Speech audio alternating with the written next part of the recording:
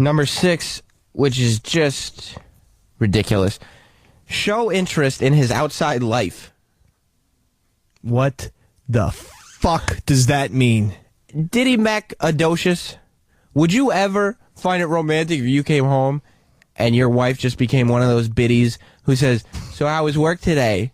Oh, yeah, I know. Sometimes Ron can be so harsh, so tell me about it. And you're just like, you weren't there. You don't know. We don't need to talk. I like to go home, and I become sort of one of those people from the Twilight Zone who can't talk. Yes. Their lips have been just shut, sealed. I like to say as little words as possible. Basically, dinner, bed. Right. That's basically what I like to say. Some people don't take into account about somebody like Primetime Sam Roberts or Eastside Diddy Mac that after working for several hours on the Opie and Anthony show or the Ron and Fez show, as it were in your case, you don't want to come home and use more creative energy. You're drained. Yeah, there's no... And I'm not even talking about creative. I don't want to actually speak English anymore. Now, if she wants me to draw hieroglyphics for her about things that we did, I suppose I could come up with a little caricature of Big A getting his head shaved or something. And that's the thing, too. I know this might be unique to us, but still, let's talk about us because we are we. Okay. And say, if somebody asks you, how was your day at work? You're going to say, listen noon to 3.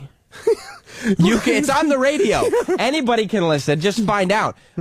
My parents will say, Sam, how was your day at work? And I'll say, did I get you the XM radio so you could just wipe your ass with it? You just don't feel like listening? You know how my day at work was because 6 hours of that day was on the radio. It was right there for you. Yeah. Mom and D. Today I got spanked by a cougar. However, you already knew that because it was broadcast over public airwaves. Today I sucked off a cougar. What? Like an actual, the lion. I thought they were going to, I haven't been listening to Ron and Fez, but I thought they were kind of scaling down with the stunts. I did it on my own time. You did it on your own time. Little podcast action. I like that. Branching out. Wait a second. This is also very important. You have hit on a very interesting point, in my opinion. I do that. I do tend to do that. This is a very good point, and that's why the score is 80-79. Wow, okay. You have made an amazing comeback. And I'll tell you why. Men and women are totally different about how we communicate. It's true. Guys, don't get me wrong. I'm not going to do the old, it's such a cliche to be like, hey, women just talk and talk and talk and guys are quiet. No, guys will talk and talk about stuff that they like.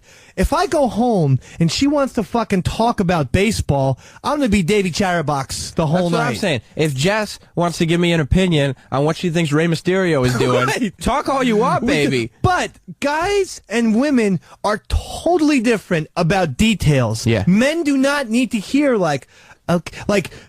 so did you get that shirt at the mall? Yeah, it was great. I got in the car. Right. Then I put the keys into the ignition. Oh, yeah, I know how the car works. I've driven. And then I put it in reverse. Right. And I backed out. No, okay, I'm well aware how to get out of a parking lot. And that's the same thing. And it's the same principle of complaints. Like, I agree. I'll get a, I'm so tired. And the response will be, take a nap. Or so am I. So I'm tired too, but I'm still willing to talk. Oh, God. No. I mean, I'll get a text from the girlfriend saying, I'm so tired. So my response will be, take a nap. Like, I'm looking, she'll text me a problem, and I'll say, how do we solve it? And then I'll send her the solution. And she'll say, you're a real dickhead. What do you mean? I just solved your problem. It's so dirty in here. Clean up. Yeah. Texting, send. It's easy. I hate my job. You should quit. Problem solved. Pretty easy.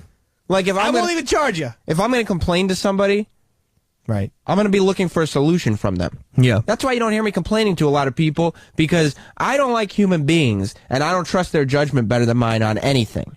So you'll rarely hear me, like, I'm never going to say, Dave, this job is stressing me out, because, and this is no offense to you, I don't care what your input is on that. Fantastic. You know what I mean? Yeah. And the same way, I wouldn't say, hey, Jess, I'm really tired. Because I would think, well, she should tell me to take a nap. So go to sleep if you're tired. But that fits in perfectly with the number 7, Yahoo 7 Things Men Find Romantic. Let me guess. Final... Let me guess. Does not involve Godfather. No, this is going to surprise you, but I think I know the answer to this one. Okay. Twister.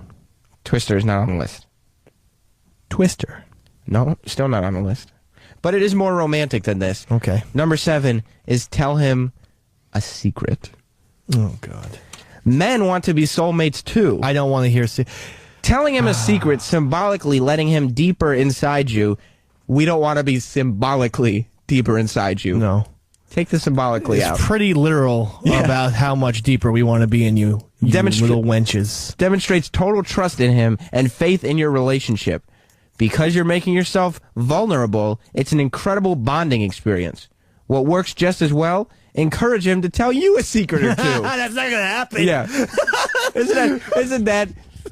You tell me a secret just to get me to tell you one. This is such bullshit. So do you have anything to tell me?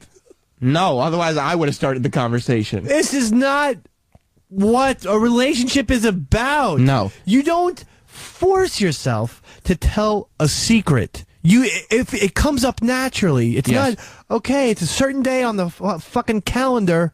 If you're in a relationship, you already know the secrets. Because you're the one they go to talk to. Right. You know what I mean? And guess what? If they're talking to somebody else about their secrets, and then they're like, you know what? Today I'm going to tell my husband. Yeah. You should get divorced. Because she's going to sleep with someone else. And I'm not sure how you feel. I don't want to hear my chick's secrets. Right. I don't want to hear, like, guess what?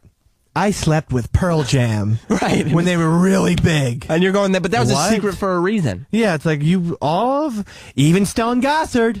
Jesus, Stone Gossard. Who kind of looks like a lesbian. Oh, so I just fingered him. And you're sitting here saying, we already got married. I can't do it. You have to tell me these things before or never. Don't need it. Do not need it. Don't need numbers. Don't need, guess what? Here's my secret. I fucked 212 men. And and then you have to respond by saying, here's my secret. I fucked 4. Right. Here's my secret. I've never had sex with anyone famous, ever. Right. Here's my secret. I have sexual fantasies. None of them lived out. I've never lived out one fantasy. 0. But I'm glad you have. Menage a trois.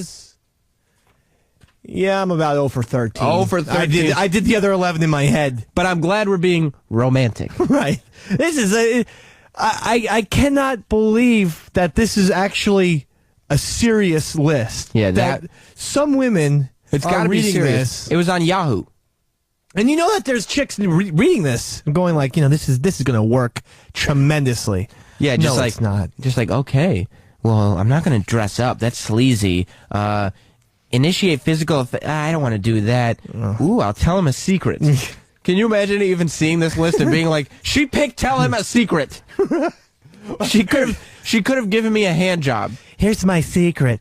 I trade arms to the Iranians with Holly North. Yeah. Wow. Now, if she tells me that, then that's one hell of a secret. That's cool. I'll say, okay, you know what? That was quite romantic if you trade arms to the Iranians with Holly North.